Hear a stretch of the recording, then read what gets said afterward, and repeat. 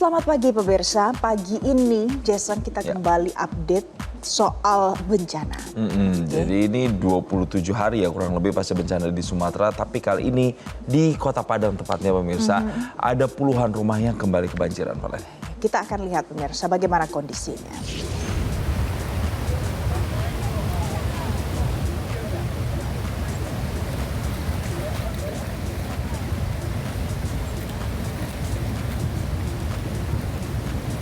Jadi ini adalah banjir cukup deras Jason, deras sekali bahkan.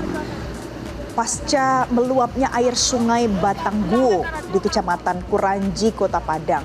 Dan ini terjadi di hari Senin petang, pemirsa. Jadi informasi yang kami peroleh, di sana ada puluhan rumah, tepatnya di warga RT 01 RW 06 yang terendam banjir susulan kali ini. Bahkan sampai ketinggiannya adalah 50 cm. Nah, derasnya luapan air sungai inilah yang menyebabkan warga yang berdomisili di sana menjadi sangat cemas dan segera mengungsi ke tempat yang aman. Kalau kita lihat tadi ini airnya deras, besar arusnya, kemudian warnanya coklat di sana. Ada saja yang terbawa dari air sungai yang meluap ini dan mereka air ini mengarah ke permukiman warga. Dan saat ini untuk mengantisipasi terjadinya kerusakan bendungan, akhirnya warga lah yang bergotong royong untuk memperbaiki sejumlah aliran sungai yang tersumpat di sana.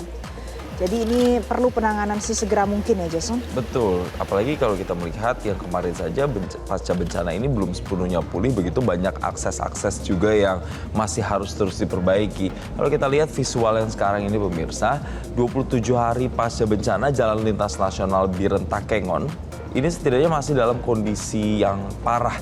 Dan kalau kita melihat di gambar ini, inilah kondisi bagaimana warga harus melewati jalur yang ekstrim dengan susah payah untuk bisa membeli kebutuhan hidup di Pasar Simpang Balik dan juga Pantai Raya. Tapi ya gitu, meskipun sangat berisiko bagi anak-anak, lansia yang membawa barang dengan cara digendong atau dipikul, itu tetap harus dilakukan untuk kemudian apa pemirsa? Supaya bisa memenuhi kebutuhan sehari-harinya. Terlihat juga memang ada sejumlah alat berat yang telah melakukan pembukaan akses dan juga pembersihan material longsor di lokasi ini supaya akses untuk menuju ke wilayah-wilayah lain ini segera bisa terbuka begitu pemirsa. Jadi memang kondisinya sangat belum ideal, masih perlu pemulihan, tapi kemudian sudah ada banjir lagi di sejumlah perumahan. Oke, selanjutnya Jason kita akan lihat lagi, ini adalah hot topic berikutnya Jason.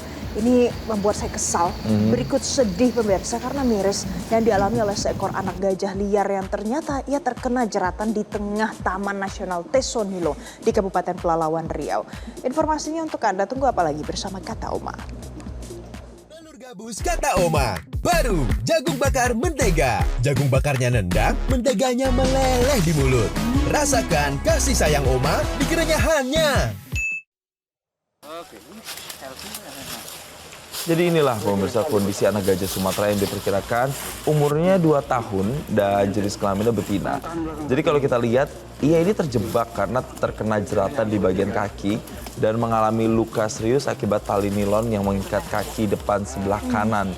Ini karena kayaknya diperkirakan anak gajah ini dijerat selama kurang lebih 3 bulan. Terkena jeratan ini selama 3 bulan kurang lebih.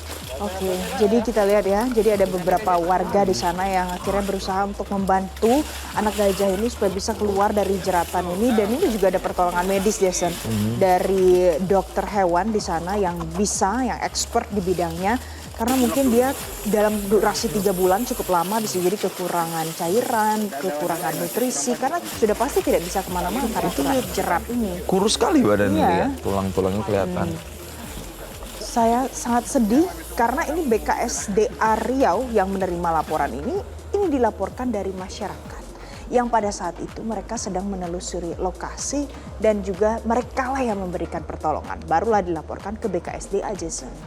Dan diduga memang jeratan ini dipasang oleh pemburu untuk menangkap hewan di kawasan Taman Nasional Tesonilo.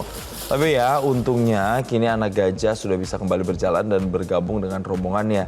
Tapi ini kan kayak fenomena gunung es yang ketahuan satu, tapi kita nggak tau kemudian yang mengalami kejadian seperti ini sudah berapa banyak begitu ya. Nah pemirsa, bicara berapa banyak lagi yang harus kemudian bisa sampai diikat loh kalau ada maling, orang-orang yang membuat tindakan yang sempat melanggar gitu norma Betul. sosial. Ini karena maling ya, coba kita lihat ya. Jadi ini kejadiannya di Kabupaten Bangkalan Madura, di mana ada pria berinisial ME diikat di sebuah pohon karena tertangkap hendak mencuri sebuah tas milik warga.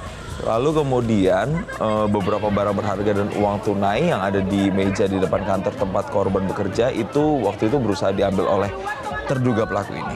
Yang penting pemirsa jangan sampai dihakimi oleh massa ya. Akhirnya ini dua tersangka ini berusaha untuk kabur, tapi pelaku ME berhasil ditangkap warga, kemudian diikat di pohon biasanya. Nah, warga langsung lapor ke polisi dan rekan pelaku saat ini masih dalam pengejaran. Bicara soal kasus-kasus lain, Ya. jangan sampai dihakimi massa juga. Ada soal kasus korupsi pemirsa. Bupati Bekasi Ade Kuswara setelah ditetapkan jadi tersangka menyampaikan permintaan maaf. Iya, jadi saya jalani pemeriksaan di gedung KPK, tersangka Bupati Bekasi asal dari PDIP ini pemirsa menyampaikan permohonan maaf kepada warga Bekasi dan Ade Kuswara meminta warganya terus semangat atas kasus yang menjerat dirinya. Jadi ini kasus terkait dengan izin proyek ya, suap izin proyek, bahkan sampai dengan 14,2 miliar rupiah. Dan Ade juga khusus memberikan pesan ini untuk Gubernur Jawa Barat Deddy Mulyadi supaya Kang Deddy katanya terus dalam keadaan sehat. Kita akan dengar apa yang disampaikan oleh Ade Kuswara. Ke DPRD nggak Pak? Pak Ade, ada yang mau disampaikan Pak? Ada yang mau disampaikan dikit Pak? Dikit aja Pak. Buat Saya jawab Pak. menyampaikan mohon maaf untuk masyarakat Kabupaten Bekasi. Oh gitu atas Pak hal ya. yang sudah terjadi. Oke, makasih Pak Ade. Sehat-sehat selalu Pak Ade. Dapat maju lebih sejahtera. Kalau ada apa pernyataan buat Pak KDM nggak? Kan sebelumnya sempat Anda tuh dianggap punya prestasi dan lainnya gimana Pak? Semoga Buat KDM. Pak Gubernur sehat selalu. Gitu aja. Oke, ya, makasih Pak Ade. Nah, kalau tadi kita sudah melihat sejumlah kasus, kalau yang baru aja kita lewati kemarin ada Hari Ibu, jadi Valen dan pemirsa mungkin sudah mengucapkan Hari Ibu belum ke ibu? Sudah dong, dan aku juga posting Instagram di feeds dan juga di story. Selamat Hari Ibu. Nah, ngomong-ngomong Hari Ibu pemirsa, ini adalah momen peringatan Hari Ibu di Lapas Kelas 2 Agustus Gunung Sindur Bogor yang diwarnai keharuan dengan menghadirkan para puluhan orang tua pemirsa, puluhan warga binaan menitikkan air mata mereka pada saat mengikuti prosesi sungkeman dan ritual mencuci kaki orang tua. Ya, mereka menyampaikan rasa bakti dan juga penyesalan mereka, tapi tentunya ini bisa jadi makna tersendiri untuk Hari Ibu ini ya. Download Metro TV Extend sekarang.